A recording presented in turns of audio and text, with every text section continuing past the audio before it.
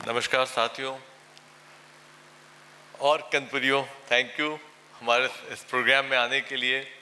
और मैं बहुत बहुत आभारी हूँ हमारे चीफ गेस्ट श्री सुधांशु त्रिवेदी जी का, जो बहुत अच्छे स्पीकर हैं और आज बोलेंगे। और मैं आभारी हूँ अपने साथी श्री विनय पाठक जी का, जिनके कारण मैं उनको बुला पाया।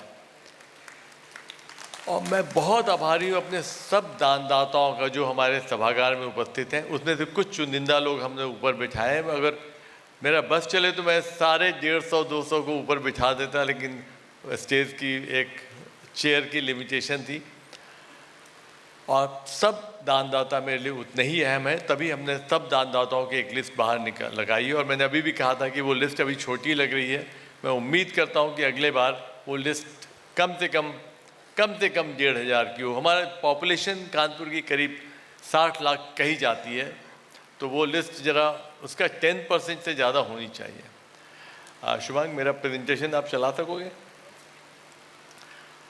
मैं आपको कानपुर चैप्टर की एक यात्रा दिखा देता हूँ। कुछ तो बताया सुरेंद्र भैया ने, जो हमारे पैट्रन है और मेंटर भी रहे हैं। मुझे एकल में जोड़ने का आपको बहुत अजीब लगेगा। जो पहली मीटिंग हुई एक हॉस्पिटल में मेरे ओपीडी चैम्बर में हुई, जिसमें श्याम जी आए थे और सुरेंद्र भैया बैठे थे।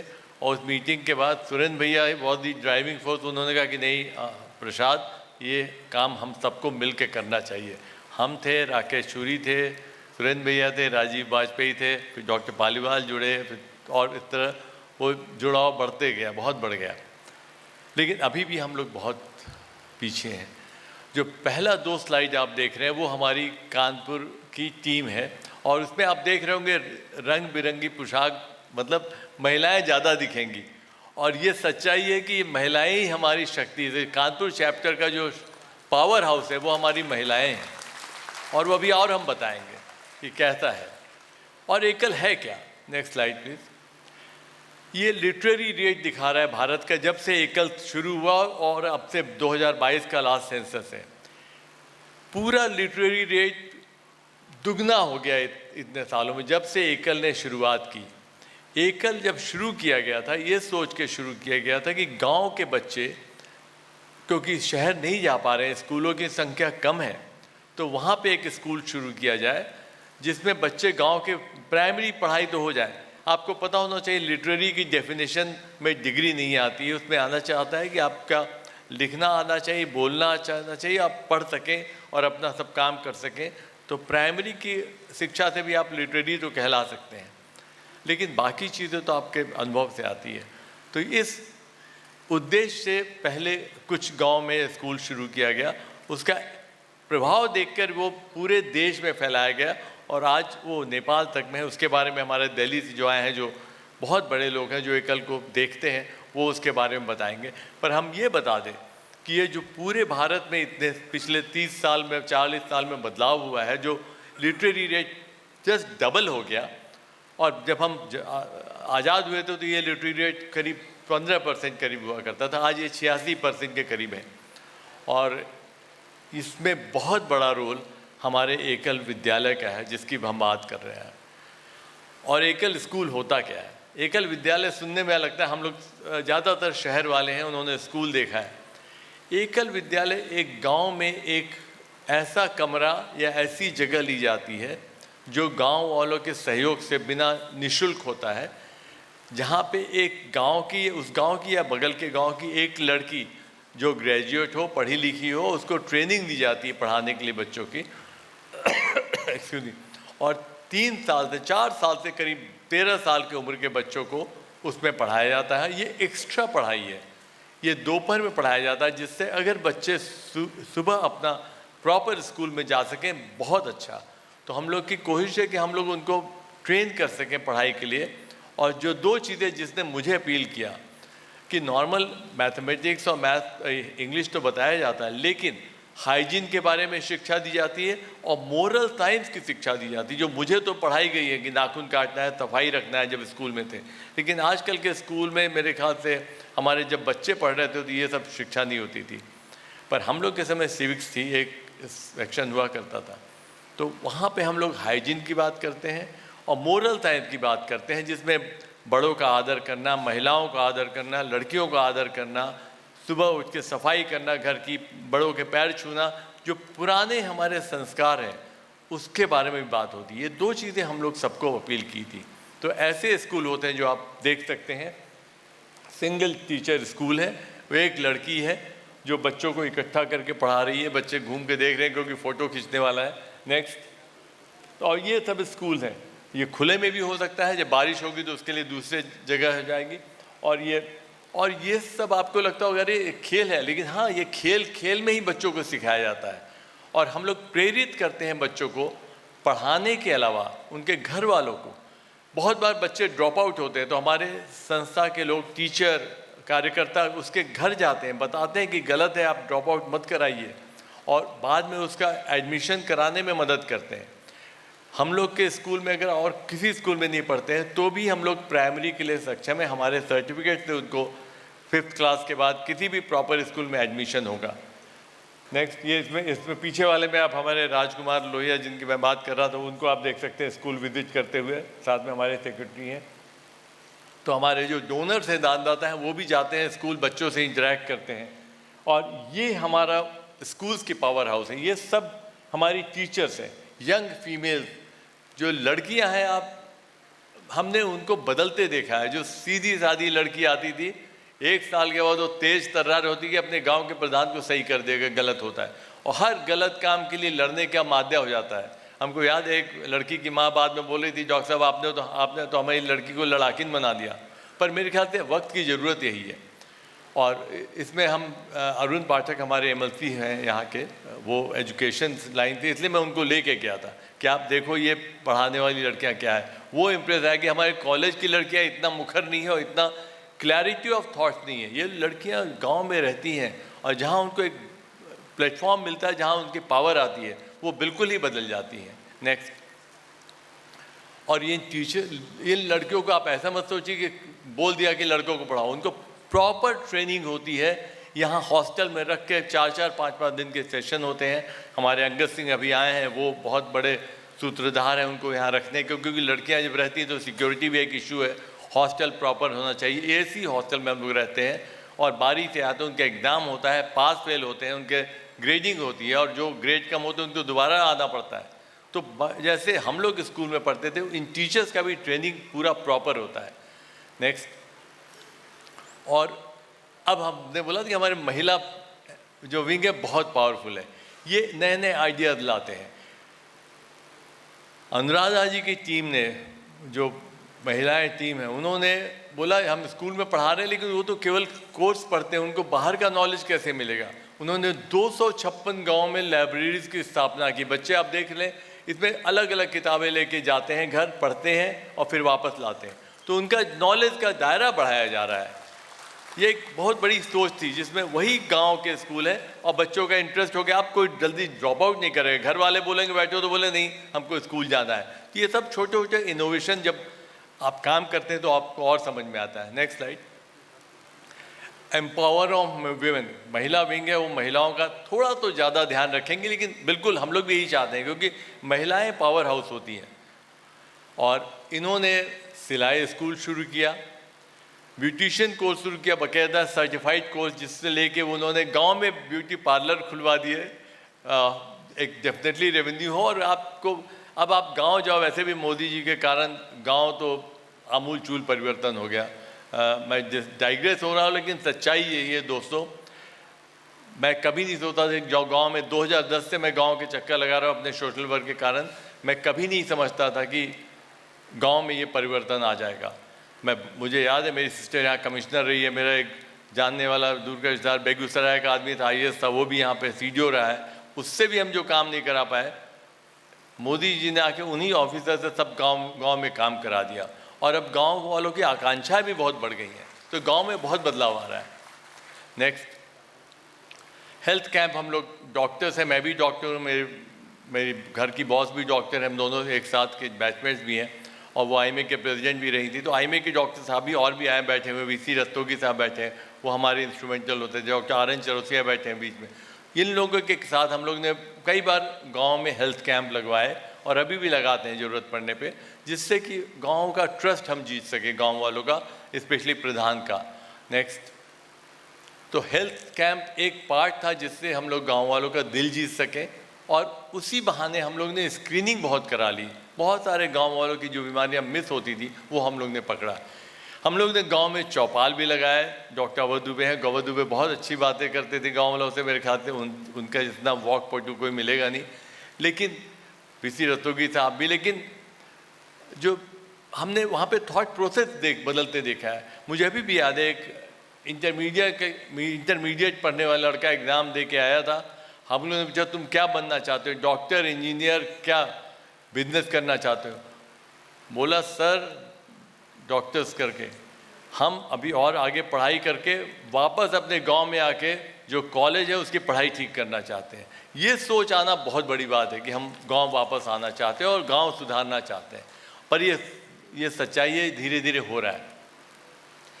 इसके अलावा हम लोग और भी सामाजिक चीज़ों में हमारे व्यक्ति काम करते हैं, हमारी एग्जीक्यूटिव कमेटी काम करती है, चाहे वृक्षारोपण अभियान हो, प्लस हमारे दानदाता जब स्कूल जाते हैं तो कई बार गिफ्ट लेके जाते हैं वहाँ के बच्चों के लिए। कोई जिसका जो स्कूल अलॉट होता है वो उसको एक सेंस ऑफ बिलोंगिंग होती है, अरे ये स्कूल में देखें कैसे बच्चे हैं। और वो बच्चे भी अपने दानदाता के पास कार्ड्स भेजते हैं, न्यू ईयर कार्ड भेजते हैं, दिवाली कार्ड भेजते हैं, बना के खुद भेजते हैं, जो हम लोग उनको पहुँचाने का पूरा काम करते हैं। नेक्स्ट, और ये हमारे असली बैकबोन है इस काम को करने में। हम लोग तो वॉलंटियर हैं। एकल में दो विंग है, एक तो हम लोग जो वॉलंटियर्स हैं, दूसरा एक पूर्णकालिक कार्यकर्ता जिसको बोलते हैं फुल टाइम वर्कर्स, और they are the person who form the structure of the एकल, जिसके कारण हम लोग बहुत जगह पहुंच पाते हैं। और उनको भी मैं यही कहूँगा, वो वॉलंटियर ही कहना चाहिए, पूर्णकालिक तो है लेकिन जितने नॉमिनल पैसे में वो काम करते हैं, केवल ये सोच के कि इस काम से हम पूरे देश को बदल रहे हैं, हम देश का भविष्य अच्छा कर रहे हैं। तो ये भावना के साथ जो हमारे कार्यकर्ता काम करते हैं, मेरे ख्याल से वो कहीं देखने को नहीं मिलेगी। Selfless worker, so I will call them the biggest volunteer of एकल फोर्स। इसके अलावा हम लोग सोशल गेट टुगेदर भी करते हैं। ये जो फोटोग्राफ देख रहे हैं, ये हमारे श्याम जी जब यहाँ आए थे तो एक पूरी फैमिली गेट टुगेदर हुई थी और काफ़ी अच्छा इंटरेक्शन हुआ था। हम लोग चर्चा करते हैं ग्रेटिट्यूड क्या है, कैसे हम लोग समाज में जो भी हैं, how we can share. Sharing एक बहुत बड़ा इम्पॉर्टेंट फैक्टर होता है दोस्तों। अपनी खुशी कैसे शेयर करें, जो भी हम कर रहे हैं, sharing, and we should be grateful. आज जो भी है, हम अगर हम कहें मैं तो कानपुर पढ़ने आया था, बाहर का था, तो I should be grateful to this city, इस शहर के लोगों का जिन्होंने एक अमल शंकर प्रसाद को डॉक्टर प्रसाद बना दिया। तो ये ग्रेटिट्यूड तो होना ही चाहिए, सब हम सब के पास है, पर हम सब लोग को एक्सप्रेस करना भी आना चाहिए। और अगर सच्चाई देखें, आप अपने दायरे में जब तक आपके सब लोग जिनको भी आप जानते हैं अगर वो सुखी नहीं है तो आप सुखी हो ही नहीं सकते। आपके जितने लोगों को भी आप जानते हो, ये हम सब का कर्तव्य है, फर्ज है, और अपनी खुशी उसी में है कि वो सबको हम खुश कर सकें या कोशिश करें कि उनका दुख बांट लें, उनके दुख में शेयर कर लें। तो sharing and gratitude and then donation और सपोर्ट, ये तीन अहम बिंदु हैं जिस पे एकल चलता है, और ये मनुष्यता के भी बिंदु यही हैं दोस्तों। नेक्स्ट, ये दो चीज़ जो अभी हम लोग ने चेंज किया है, जिसके जो मेरे दिल के बहुत अहम था, डिजिटल एकल ऑन व्हील्स। ये पढ़ाई तो इतने साल से हो रही थी, सब स्कूल चल रहे थे, हम लोग लिटरेरी रेट बढ़ा दिए थे, लेकिन ये दुनिया जो है वो डिजिटल ज़माना है, कंप्यूटर का ज़माना है, और गांव में ये बहुत कमी थी। और हमारे एक दानदाता, मैं बहुत हमारे फ्रंटियर ग्रुप हमारे कानपुर का है, हम लोग उनसे स्कूल के लिए डोनेशन मांग रहे थे, और चांस की बात है हम और ध्रुव भैया के, उन्होंने बोला ठीक डॉक्टर प्रसाद आएंगे क्या, तो मैं बोला बिल्कुल चलता हूँ। दिन का ऑपरेशन कैंसिल किया गया, सेकेंड डे शिफ्ट किया गया, हम और ध्रुव भैया गए। हम लोग को स्कूल के चेक 100 स्कूल के चेक मिल गए। और चाय पीते पीते भाटिया साहब ने पूछा, केएल भाटिया ने, कि डॉक्टर प्रसाद आप आए हो यहाँ तक, और कुछ चाहिए तो आप बता दो। हम लोग सर इच्छा हमारे मन में तो एक और है, लेकिन उसके लिए हम लोग ने और 2-3 लोग के पास जाऊंगा। बोले किस चीज़ के लिए आप जा रहे हो? हम लोग सर एकल ऑन व्हील जो कंप्यूटर टीचिंग हम गांव में कैसे कर पाए। बोले अरे बैठो हमको पहले समझाओ ये है क्या। और दोस्तों बस मैं छोटे बताता हूँ कि 15 मिनट के बाद उन्होंने अपने फैमिली में चर्चा की और ये डिजिटल एकल ऑन व्हील हमारे पास ऑर्डर हो गया। और ये एकल ऑन व्हील आज गांव में जा रहा है, छोटे छोटे ग्रुप्स में बच्चों को बेसिक टीचर ट्रेनिंग दे रहा है कंप्यूटर की। रमेश भाई ऊपर आ जाइए प्लीज़। हमारे एक और बहुत प्रमुख दादा रमेश भाई हमारे बीच में हैं, उनका भी आप स्वागत करिए सर, हम लोग उन्हीं के कारण हैं। और ये बस हमारे पास आ गई जो आप देख रहे हैं, जो बच्चे खड़े हैं, जो इनॉग्रेशन के समय का फंक्शन है वो है। Next slide. और ये वो बच्चे हैं, ये बस में बैठी है महिला विंग, तो हमेशा हमारी सबसे कलरफुल और सबसे आगे रहती है। वो अंदर बैठ के फ़ोटो खिंचाई उसी बस में, ये इनॉग्रेशन का है। और पीछे भी उसको। और ये जो बच्चे देख रहे हैं सर्टिफिकेट लेके, ये जब एक एग्ज़ाम पास करके सर्टिफिकेट लेके जो फ़ोटो है, ये सर्टिफिकेट डिस्ट्रीब्यूशन का समय का है। और ये सर्टिफिकेट बॉम्बे आईटी द्वारा कोर्स बनाया गया है, उसका है, पास होने का सर्टिफिकेट है। और ये बहुत अहम है इतने छोटे बच्चे के लिए भी। और ये जो हम लोग ने एक कार्ड बनाया है, अगर आप देखोगे ये बच्चे उसी कंप्यूटर से अब पूरा ग्राफिक्स यूज़ कर लेते हैं। हम जितने समय में हमने तो खैर 97 में कंप्यूटर सीखना शुरू किया, तो काफ़ी बड़ा हो चुका था मैं ऑलमोस्ट, लेकिन बच्चे जिस तरह सीखते हैं वो तो समझ ही नहीं आता। हम लोग को लगता है बहुत समय लगेगा, उनका ब्रेन इतना रिसेप्टिव है। और वो लोग बोलते हैं, उनसे जाके उन्होंने बोलते कि गांव वाले भी बोलते हो कि हम लोग ने सपने में नहीं सोचा था कि हम लोग कंप्यूटर पे खेल कर पाएंगे, कंप्यूटर सीख पाएंगे। एक बहुत बड़ा उनको, जिसको बोला था हाथ में एक हम लोग पावर दे रहे हैं। हम सब लोग मानते हैं कि आप एजुकेशन और हुनर, यही दो चीज़ काम आती है लाइफ में। और ये कंप्यूटर जानना, उससे इस्तेमाल करना एक बहुत बड़ा हुनर हम लोग बच्चों को दे पा रहे हैं। Next slide. और आवश्यकता आविष्कार की जननी है, ये हम लोग बचपन से पढ़ते आए हैं। ये बस बहुत बड़ी बस बहुत जगह नहीं जा पाती थी, हम लोग गांव के बाहर कहीं फिक्स करते थे। ये बस सोलर पावर्ड है, सब कुछ सेल्फ सफिशिएंट है, सारे कंप्यूटर लैपटॉप सोलर पावर से चलते हैं, इंटरनेट जुड़ा हुआ है, सब कुछ है। लेकिन गांव के अंदर के बच्चों को कैसे एक्सेस करें? जो एकल विद्यालय जिस भावना से बनाया गया था, उसी को आगे करने के लिए एक ई रिक्शा का कॉन्सेप्ट संतोष कुमार और हमारे अनुराधा वार्ष्णेय का था।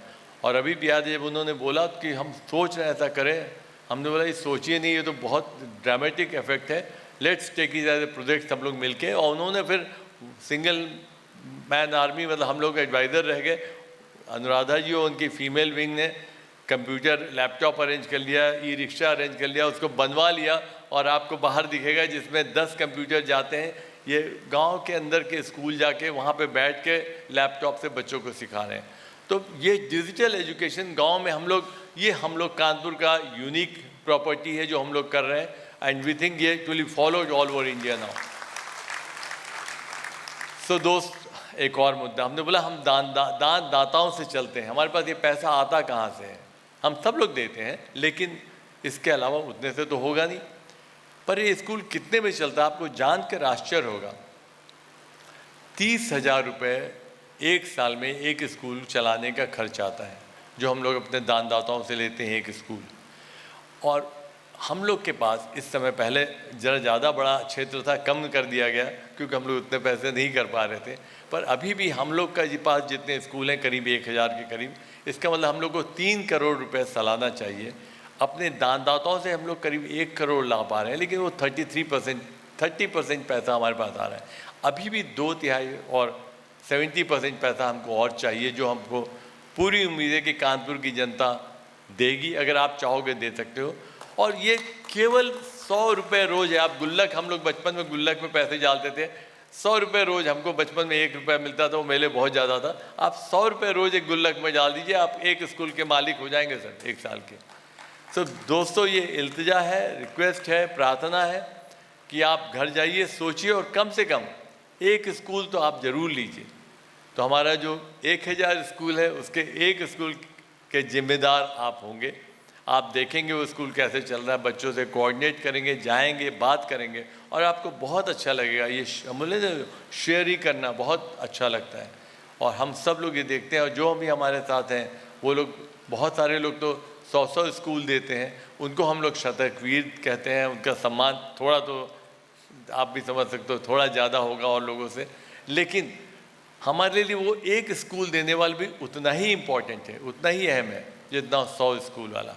जिसके पास ज़्यादा है वो ज़्यादा शेयर करेगा, पर जिसके पास कम है वो भी एक स्कूल ले सकता है। मैं बस यही सिग्निफाई करना चाहता हूँ, बोलना चाहता हूँ, बस इसी प्रार्थना के साथ कि हम लोग ये कर सकते हैं।